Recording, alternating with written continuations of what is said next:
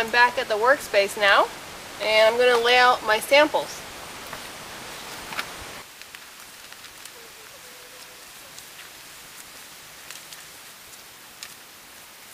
I thought it might be easier on a white background.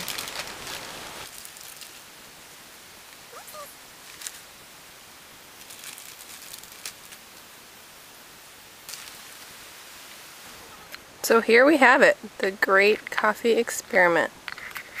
Starting with Robusta and our crinkle cut french fry leaves. Excelsa, another species with a giant leaf. And then these three are all under the Arabica species. First we have the Catura, the red version. Then we have the yellow Catura, and then the giant bean, or the Maragogipe. These three, under the same species, as you can see, all have a very similar leaf. This one is just a bit bigger. So now I'm going to attempt to open them so I can show you what the bean looks like. Now this one, as you can see, is totally unripe. I don't think I'm going to be able to open it without a knife. So now they've all been opened, and I'm going to show you what they look like up close.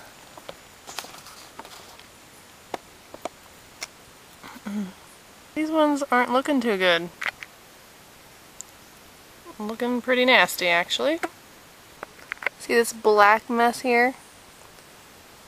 That is from a little annoying beetle called the borer beetle.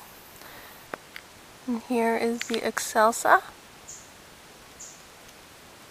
Not ready to be opened. Some interesting looking Arabica beans. As you can see, similar problem here. Nasty, nasty, nasty. And this here is a pea berry, which you may have heard of. It's actually a mutant. It just forms into one, two beans form into one. Okay, here's our yellow Catura. Looks very much like the red version. Alright, moving on. Now we got our big mother bean, the Maragogipe.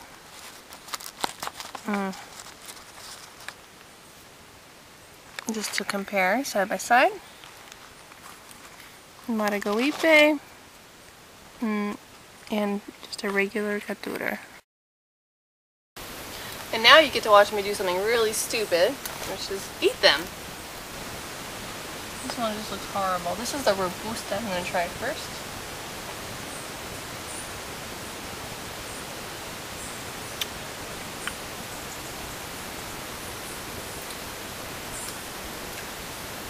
Just as I suspected. Horrible. And now the Excelsa. It's not ripe and I can't open it, but I can still put it in my mouth. Bad idea. Okay, these three should be better. I'm going to start with this red Catura.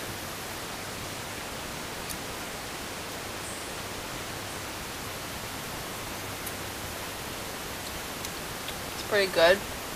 Really mellow, earthy taste, sweet, no bitterness.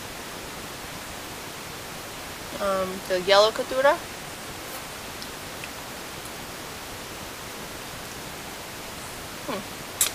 Pretty similar, just a little bit brighter, a little more fruity tasting. And now for this big mother bean.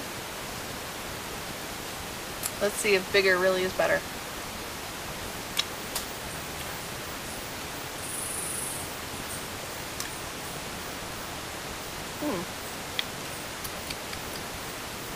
That's interesting tasting.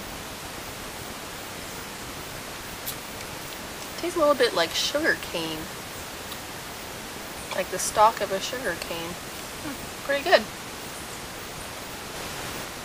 So that concludes my experiment. I hope you've enjoyed watching it as much as I've enjoyed doing it and eating it. I realize it might seem a little bit weird to be eating these coffee cherries, but it really does prove a point, and that is good coffee can only come from a really tasty ripe cherry. So I hope you've learned something, and I'll see you next time on Behind the Beans.